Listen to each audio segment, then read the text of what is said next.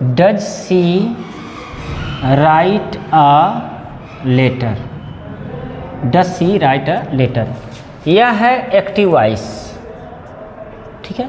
इसका बनाना है पैसिव, तो पैसिव बनेगा is a letter, is a letter written, is a letter written by, और सी का हो जाएगा हर, और यहाँ लगा देंगे question mark. Is a letter written by her.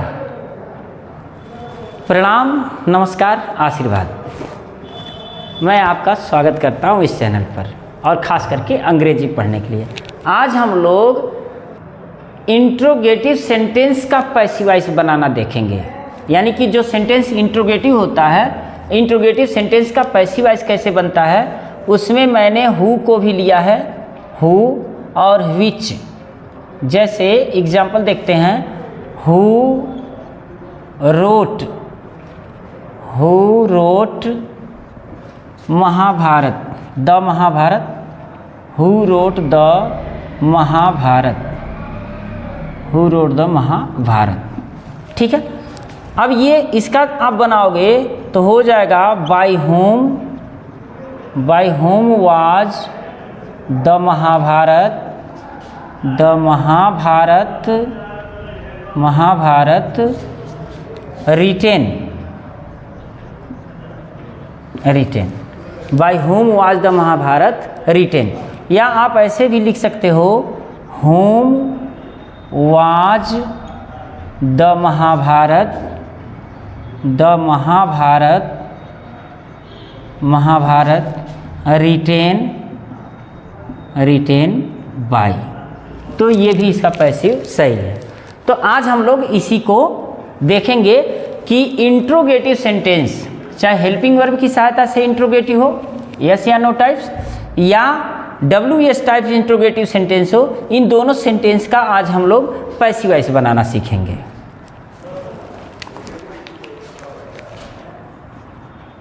Interrogative, interrogative sentence, interrogative sentence का पैसिव बनाना, इंट्रोगेटिव सेंटेंस का पैसिव बनाना, ठीक है। अब इंट्रोगेटिव सेंटेंस का पैसिव बनाने के लिए सबसे पहले क्या करेंगे कि यदि सेंटेंस हेल्पिंग वर्ब की सहायता से, सेंटेंस हेल्पिंग वर्ब की सहायता से इंट्रोगेटिव है, इंट्रोगेटिव है,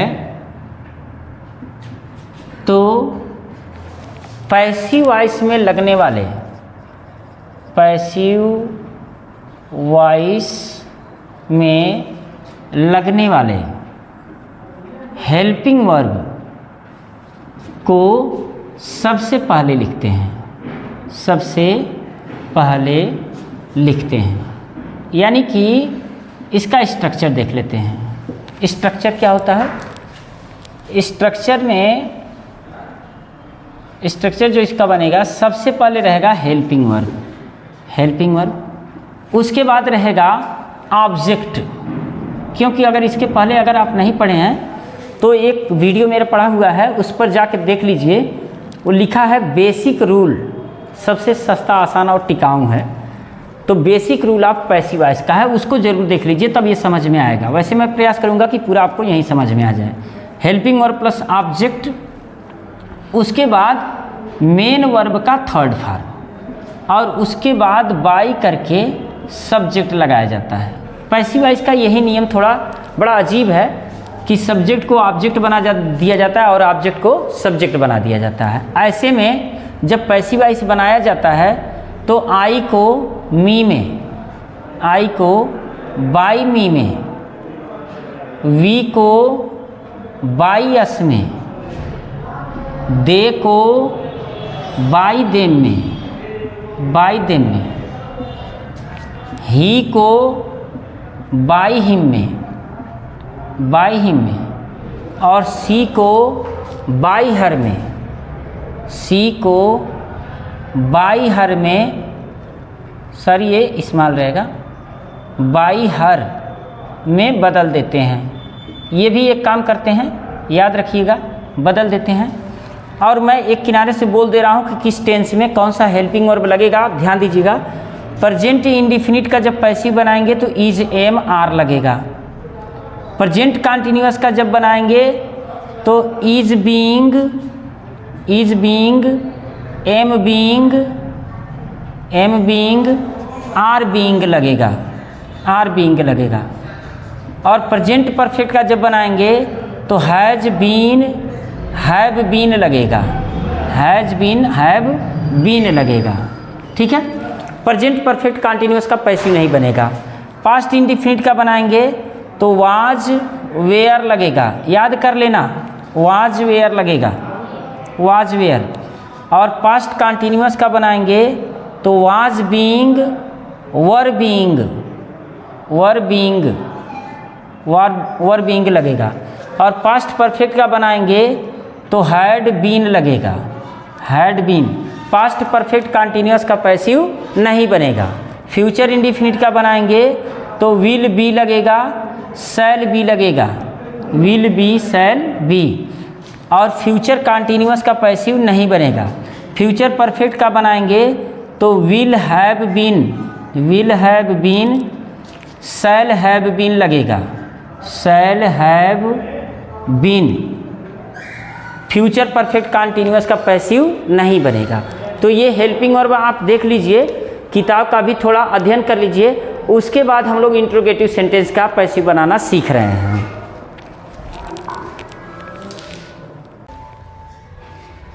देखो एक सेंटेंस है, does C write a letter, does C write a letter.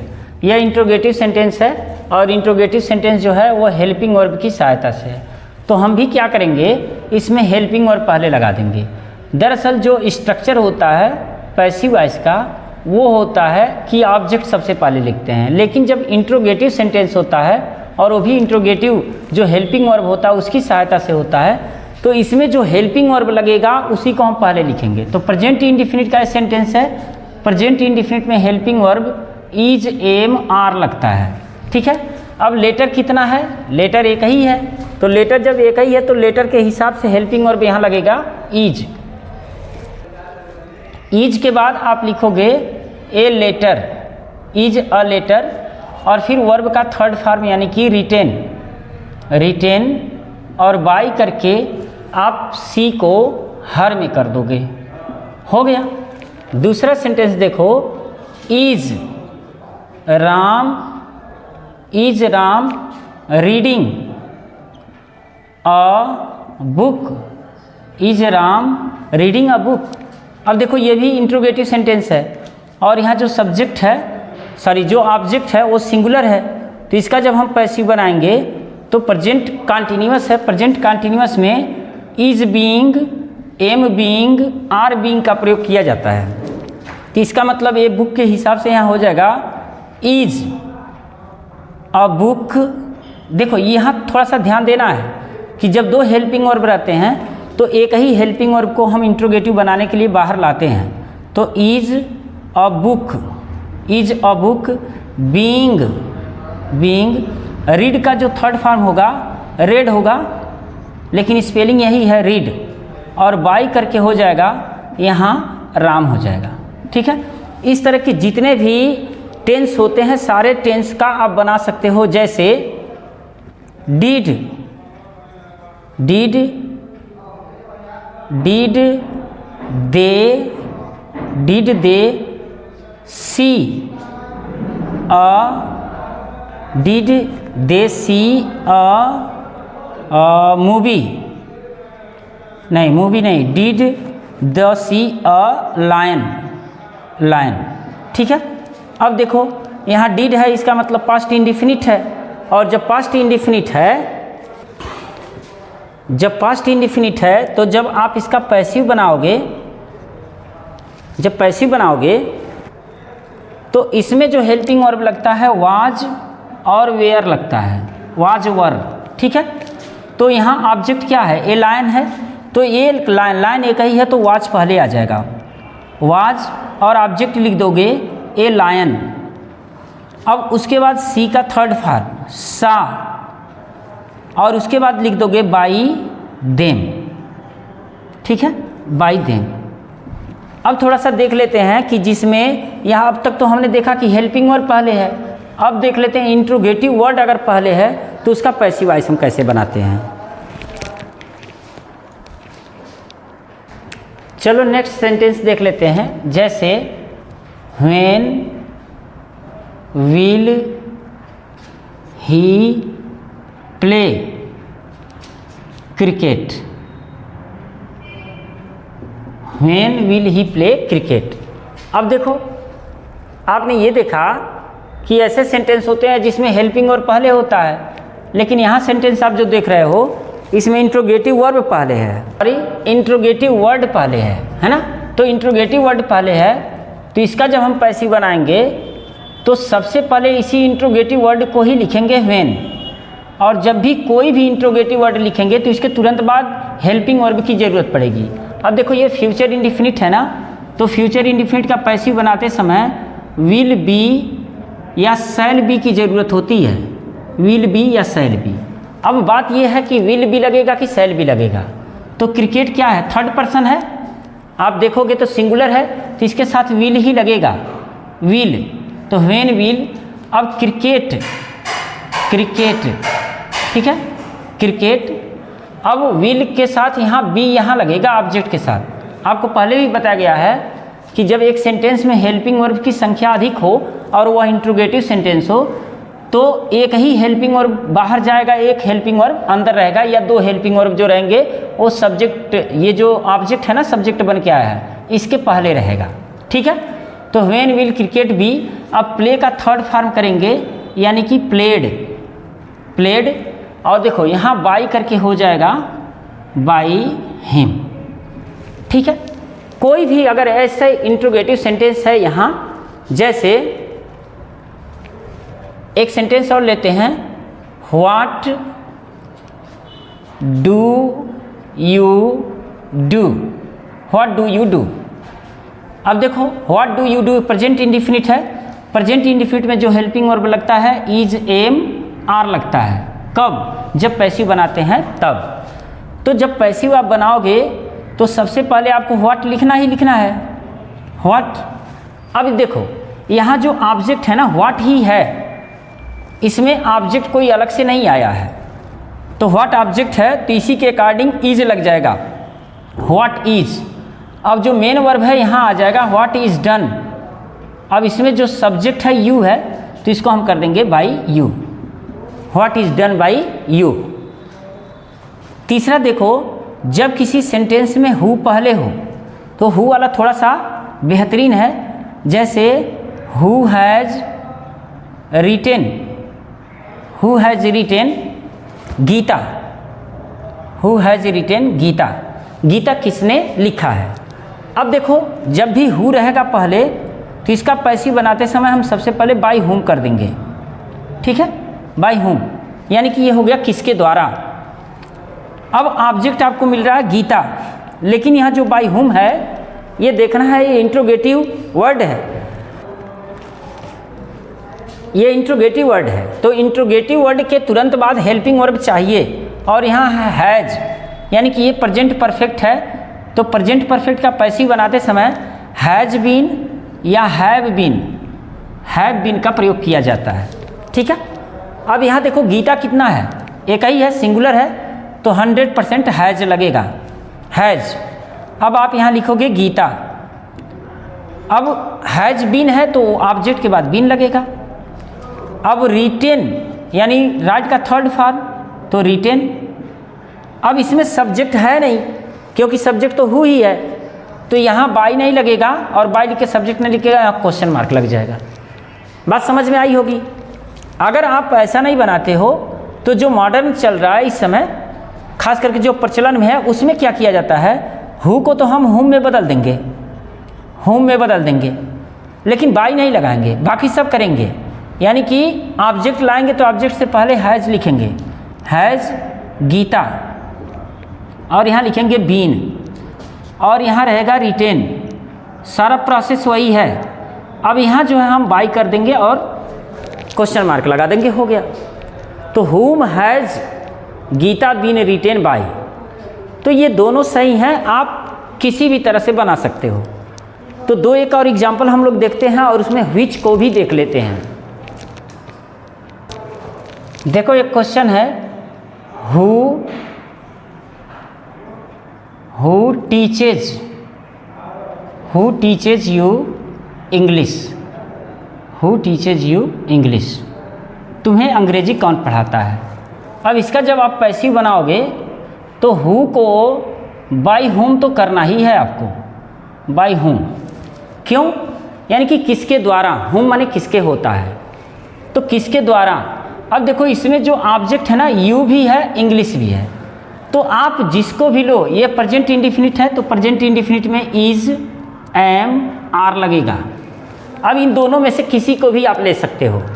चलो पहले हम इंग्लिश को लेते हैं। तो जब इंग्लिश लेंगे तो इंग्लिश सिंगुलर है तो यहाँ इज लगेगा, इज इंग्लिश, और उसके बाद जो है टीच का थर्ड फॉर्म हो जाएगा टाट, टाट, ठीक है।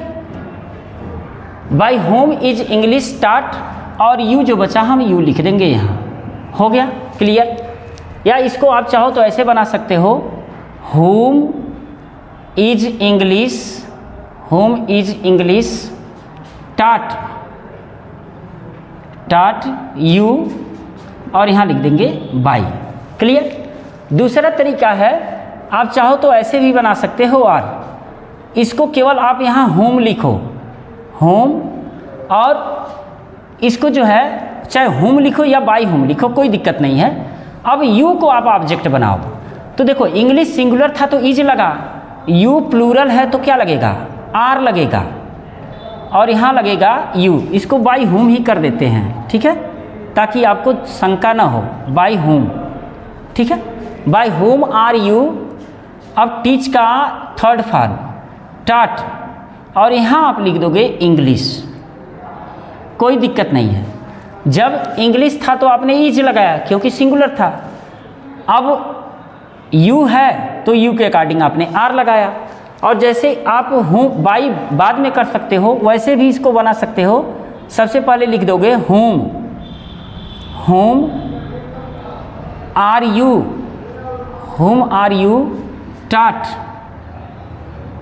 टाट इंग्लिश, और यहाँ लिख दोगे बाई, तो भी आपका पैसिव बन गया। अब व्हिच वाला सेंटेंस, जैसे मान के चलो कि अगर एक सेंटेंस दे देता है व्हिच,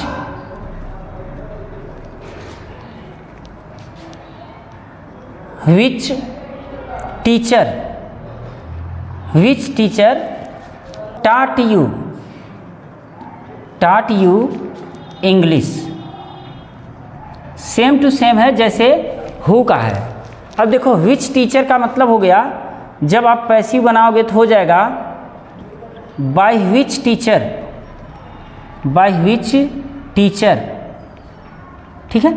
अब यहाँ देखना है कि टेंस कौन सा है, तो आप देखोगे कि टेंस जो है पास्ट इंडिफिनिट है, और पास्ट इंडिफिनिट में जो हेल्पिंग वर्ब लगता है वाज या वर लगता है, वाज या वर लगता है। अब यहाँ ध्यान दो कि बाय विच टीचर, अब अगर आप इंग्लिश लाओगे तो यहाँ आपको वाज लिखना होगा, और अगर यू लाओगे तो यहाँ आपको वर लिखना होगा, ठीक है। तो इंग्लिश ला रहे हैं तो हो जाएगा इंग्लिश, ठीक है। By which teacher was English, और यहाँ वर्ब का थर्ड फॉर्म हो जाएगा टाट, टाट, और बाकी कुछ करना नहीं है। टाट, सॉरी कुछ है क्या, यू, हाँ टाट यू, ठीक है। और अगर यहाँ यू पहले लिखते हो तो ये टाट, टाट इंग्लिश यहाँ आ जाएगा, ठीक है। तो मुझे लगता है कि इंट्रोगेटिव सेंटेंस का पैसिव वाइज आपको क्लियर समझ में आया होगा। और आप इसके बावजूद भी किताबों का अध्ययन कीजिए और ज़्यादा से ज़्यादा एक्सरसाइज कीजिए ताकि उसमें से गलती निकल के आए कि कहाँ गलती हो रही है। और कमेंट में मुझे किसी सेंटेंस का पैसिव बनाने के लिए अगर आपको कन्फ्यूजन होता है तो लिख के भेजिए। आपको वीडियो कैसा लगा एक बार कमेंट जरूर कीजिएगा और वीडियो को लाइक कीजिए, अपने मित्रों में शेयर कीजिए, चैनल पर नए हैं तो सब्सक्राइब कर लीजिए। मिलते हैं नेक्स्ट वीडियो में। Thank you very much.